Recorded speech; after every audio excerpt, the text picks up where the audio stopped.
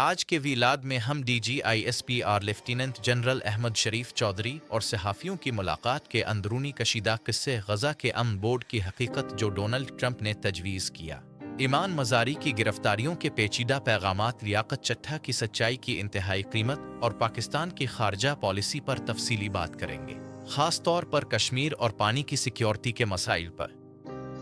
DGISPR lieutenant general Ahmad शरीफ चौधरी की सहाफ़ियों से मुलाकात का माहौल इंतहाई कशीदा था, जहां कौमी सलामती, सिविल मिलिट्री ताल्लुकात, बढ़ती हुई सियासी कशीदगी और ज़िम्मेदाराना गुफ्तगू की ज़रूरत पर तफसीली बात हुई। इस मुलाकात में ज़िम्मेदाराना गुफ्तगू की ज़रूरत पर जोर दिया गया, फ़ौज के सियासत से दूर रहने के पुख्ता इरादे को वाज़े किया गया और फ़ौज को सियासत में न घसीटने की तंबीह की गई। DGISPR ने ज़हनी मरीज़ और अक़ौम दुश्मन अनासिर के बयानियों को शदीद तनकीद का निशाना बनाया, जो फ़ौज के ख़िलाफ़ जहर उग रहे हैं, और फ़ौज के अंदरूनी हालात पर ट्रंप की पॉलिसियों के असरात का भी जिक्र किया। दिसंबर 2025 में DGISPR अहमद शरीफ चौधरी पर एक खातून सहाफ़ी के साथ प्रेस कॉन्फ्रेंस के दौरान आंख मारने का इल्ज़ाम लगा, जिस पर काफ़ी तनकीद हुई और इसे गैर पेशा वराना रवैया करार दिया गया, जिसने मीडिया में हलचल मचा दी। गज़ा अमन बोर्ड, जिसे डोनाल्ड ट्रंप ने सितंबर 2025 में तजवीज़ किया और जनवरी 2026 में आलमी इक़्तिसादी फोरम में बाज़ाब्ता कायम किया गया। इस बोर्ड का बुनियादी मकसद गज़ा की जंग के बाद की तामीर नो में मदद करना है और इसे अक़वाम मुत्तहिदा की सलामती कौंसिल की करारदाद 2803 के तहत एक आर्जी अमन फ़ौज तैनात करने का इख्तियार दिया गया है, जो इलाकाई इस्तेहकाम के लिए अहम है। ताहम नाक़दीन ने इस इदारे को पे टू प्ले क्लब करार दिया है, जो ट्रंप पर मरकूज़ है, गज़ा पर कम, और यूरोपीय ममालिक ने इसकी हिमायत से इनकार कर दिया है, जिससे इसकी साख मुतासिर हुई।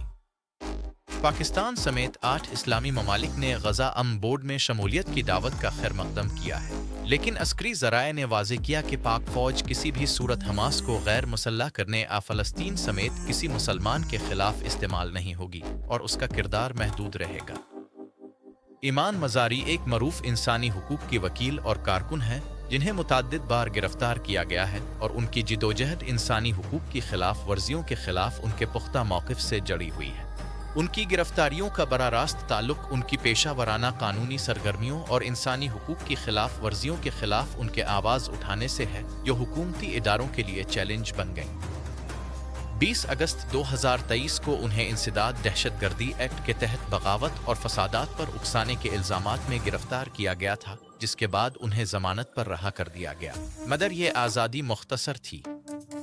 ताहम कुछ घंटों बाद ही उन्हें दहशतगर्दी की माली मुआवनत के मुख्तलिफ संगीन इल्ज़ामात के तहत दोबारा गिरफ्तार कर लिया गया, जो उनकी जिदोजहद को मज़ीद पेचीदा बना दिया। जनवरी 2026 में ईमान मज़ारी और उनके शौहर हादी अली चट्ठा को सोशल मीडिया पोस्ट्स के जरिए रियासत मुखालिफ बयानात और इदारों को बदनाम करने के इल्ज़ामात में गिरफ्तार किया गया। गैर ज़मानती वारंट जारी हुए और अदालत ने 24 घंटे में पेशी का हुक्म दिया। लियाकत चट्ठा रावलपिंडी के साबिक़ कमिश्नर थे, जिन्होंने 2024 के इंतखाबात में धांधली में मुलव्वस होने का खुले आम एतराफ़ करने के बाद इस्तीफ़ा दे दिया था, जो सियासी हलकों में ज़लज़ला ला गया। उन्होंने एक प्रेस कॉन्फ्रेंस के जरिए यह बयान दिया, जिससे अवाम में हलचल मच गई और इलेक्शन कमीशन पर सवालात उठे। चट्ठा ने दावा किया कि रावलपिंडी से 13 उम्मीदवारों को ज़बरदस्ती फातेह करार दिया गया था और उन्होंने हारने वाले उम्मीदवारों को 50,000 वोटों की बर्तरी दी थी, जो धांधली की वाज़ेह तस्वीर पेश करता है। उन्होंने इलेक्शन कमीशन ऑफ पाकिस्तान पर इंतखाबात में धांधली के लिए दबाव डालने का इल्ज़ाम लगाया और दावा किया कि सुप्रीम कोर्ट का एक आला जज भी इस धांधली में मुलव्वस था, जिसे ECP ने मुस्तरद कर दिया।